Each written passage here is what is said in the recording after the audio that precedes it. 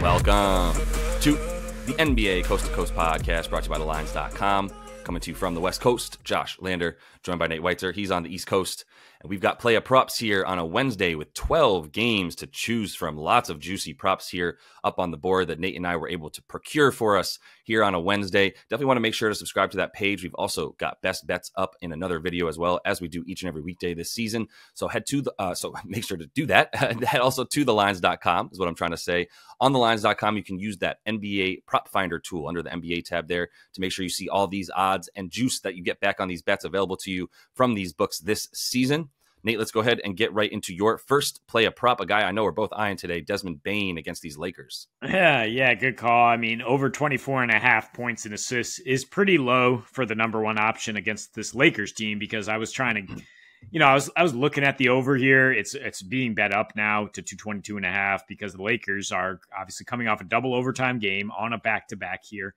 They've gone over in 9 straight back-to-backs with the 121 defensive rating. If you remember their last one, they went to overtime with the Wiz, and your boy Jordan Poole goes 37-8 off the bench, just highlighting the Lakers' struggles dealing with a guard who can run pick and roll and score and assist. And Bane, very good in that role. We haven't seen him play that much since he came back from the ankle injury, and he was pulled early against the Warriors, and then played about a full slate of minutes against Denver, but that was just an obvious blowout where he was listed as questionable going into it, right, with back soreness. And, now he's off the injury report. But, that's Memphis kind of tipping their hand. Like, do we even want to play him against the team that we know is just going to kick our teeth in? Like, I don't know. I guess so. But now, I could see this being like a real spunky spot for Memphis to be like, let's just, like, everybody hates the Lakers, right? Like, let's just get them here. Let's try to knock them down a peg in the play-in race. And Bane kind of leading the way. I mean, he's had a lot of success against the Lakers because, again, of that pick and roll issues. He actually went for 24 and 13 earlier this season with both Ja Morant and Marcus Smart out there. So now he is unquestionably the point guard, the main playmaker on the skeleton roster that the Grizz have. Like, we know no Luke Kennard, etc., as far as anybody else handling the ball. And the Lakers are allowing the most assists to the position and the 5th most points since the All-Star break. And they're just like bottom 10 in every category, almost in on terms of defense. And in March, including giving up the most assists by a mile, like 32 assists per game. So got to tack the assists on here to the 19.5 points with Bane. Yeah, point guard Bane for sure. Moving forward, whenever he's in there.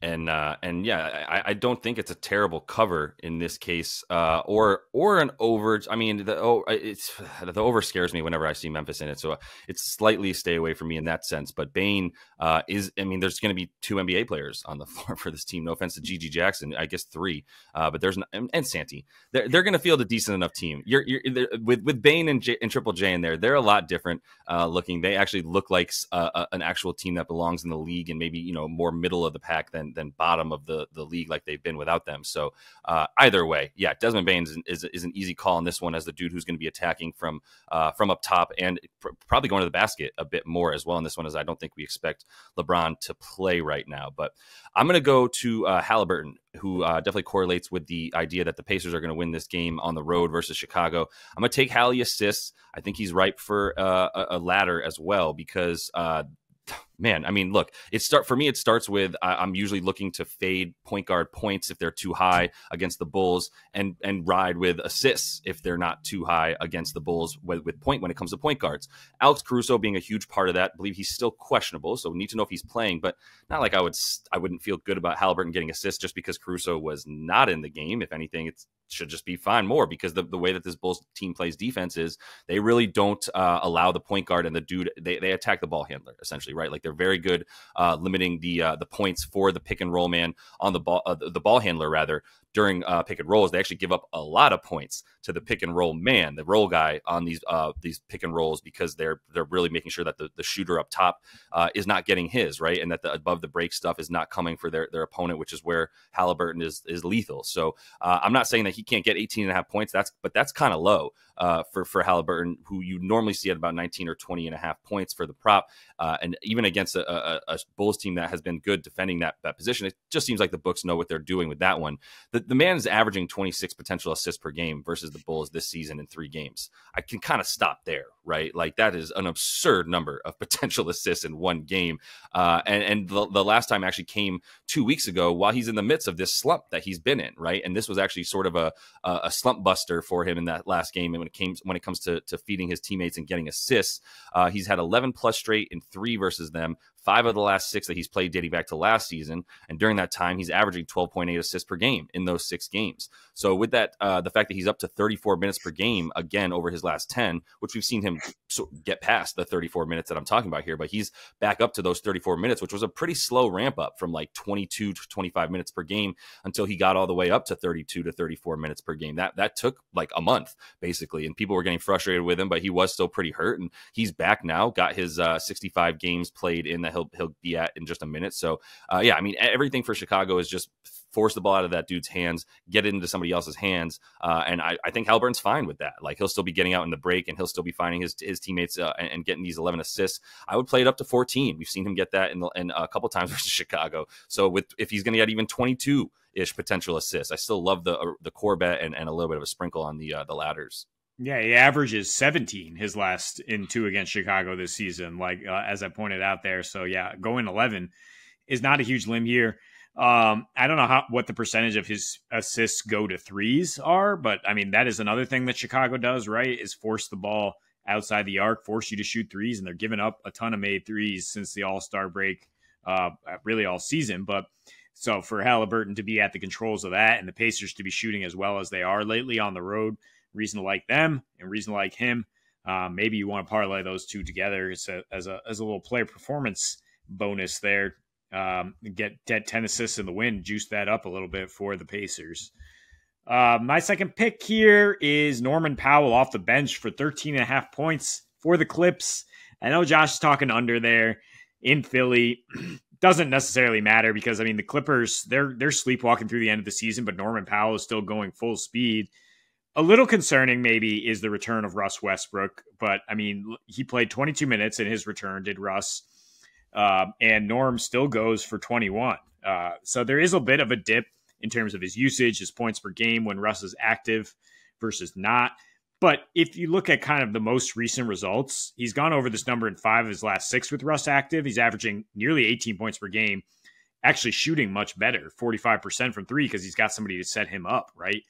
And I think that's more indicative of the fact that the Clippers are struggling overall to just find some offense. Like as the oldest team in the league kind of limps to the finish of a long regular season. And they're like, all right, who's still in shape enough to get us buckets? It's Norman Powell, who's one of the best, fitness guys in the NBA in terms of just, sticking with his routine, being consistent, attacking the basket and shooting well from a good base. And so in his last 7, with the Clippers struggling, 18.5 points, 26% usage. His last 6 against Philly, for what it's worth, 20 points per game, 55-40% splits. And this is a Philly team that actually allows the most points to small forwards since the All-Star break, fewest points to shooting guards. So, I need your playmaking type model to know where Powell fits into that. But I think the fact that his numbers are 20 points per game indicates he has some pretty good success against this team. And he was cooking the second unit when these teams played just a week ago, cooking KJ Martin, etc. But if Oubre's out, like we're looking at even more backups, in terms of like maybe Martin's with the first unit, and then Philly is throwing out some real backups to deal with Powell, and they just finished their road trip with a 120.5 defensive rating in their last 2. That's the only reason I was naysaying Josh's under for that game. But even if you don't want to get involved with totals here, I just think this is a relatively low prop for Powell, who's been, 1-800 get buckets off the bench. Yeah. Norm Powell, walking bucket for sure. And dude that doesn't need to like get ramped up. He can just kind of come in and score. Is really like a Jamal Crawford-ish type in that sense, with even more athleticism. Dude's like 6'3", but has a wingspan long enough to like have him guarding power forwards. So I'm always going to take a Norm Powell bet. I do think the usage, the dip that you're talking about that comes with Russ, like, yeah, I like the fact that you've still been able to point out that he's been getting this number without Russ or with Russ in there regardless. And we'll see, like against this Philly team, I wouldn't be surprised if things are slowed down and choppy, and then Norm Powell sort of relied upon to just be that 1-800 get buckets man that you talk about here. So yeah, I love that as a nickname for Norm Powell, 1-800 get buckets. That's a fire nickname if anybody wants to run with that.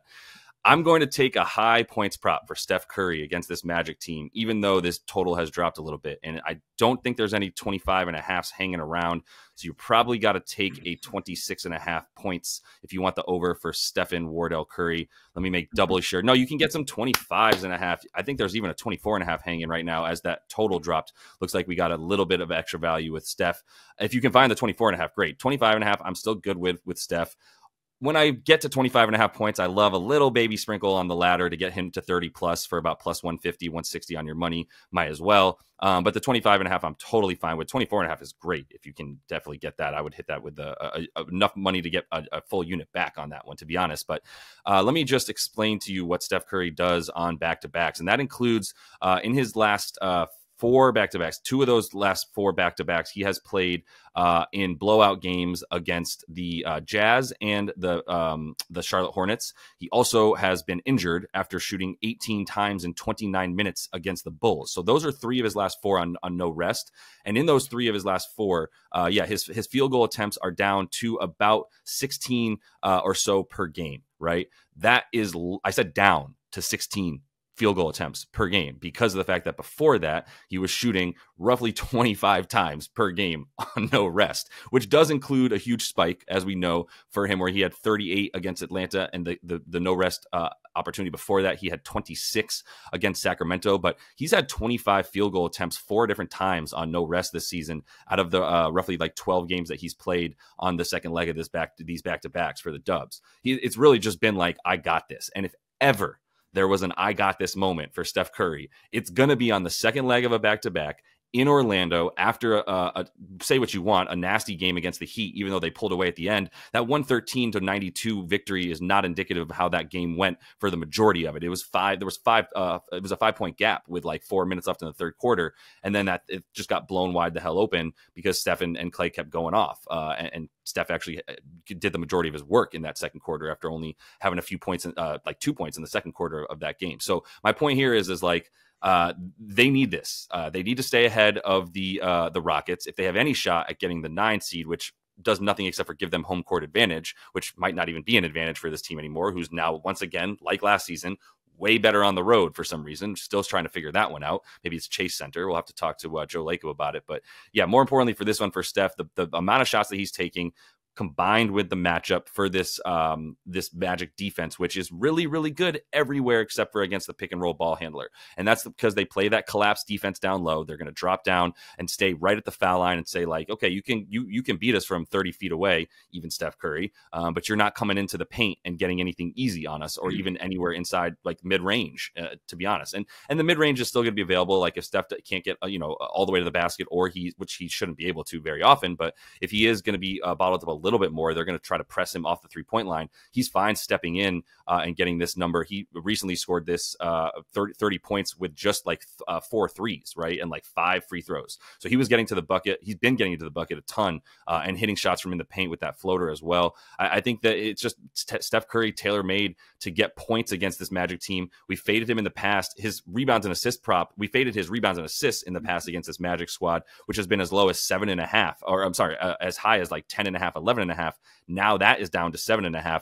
Once again, feeling like the books are getting sharper with player props as this season has gone on more than ever, and recognizing where players are going to excel versus not excel. And they've got this point prop pretty high for a low total, but the assists and rebounds not as high. And I agree with that premise. So, yeah, I mean, you've been on this all season in terms of like where Orlando is vulnerable. And there's not many guys with this skill set like Steph, but yeah, he has gone over this in 6 straight against the Magic, including 36 earlier this season. I was trying to target his back-to-back numbers, which were insane before the All-Star break. I'm glad you explained why the last few have been duds, because prior to that, yeah, if he gets into a fight, like he is going off, it seems, earlier in the season. And I think he respects Jalen Suggs and the defense he's going to throw at him. And that kind of like forces him to raise his game. He's just like a great competitor who I think will do enough to help the Warriors be in this one. because I don't think we're worried about them blowing out the Magic. Like, the Magic ain't going anywhere right now. So, yeah, this should be a competitive game as long as Golden State can be the one to stay in it. I think it's going to be competitive. I don't think they're going to give up by benching Steph if they do go down by, say, double digits, right, at any point in time. Like, they would have to be down by a damn near 30 for him to not play in the fourth quarter, for instance. They're going to give this thing a true shot.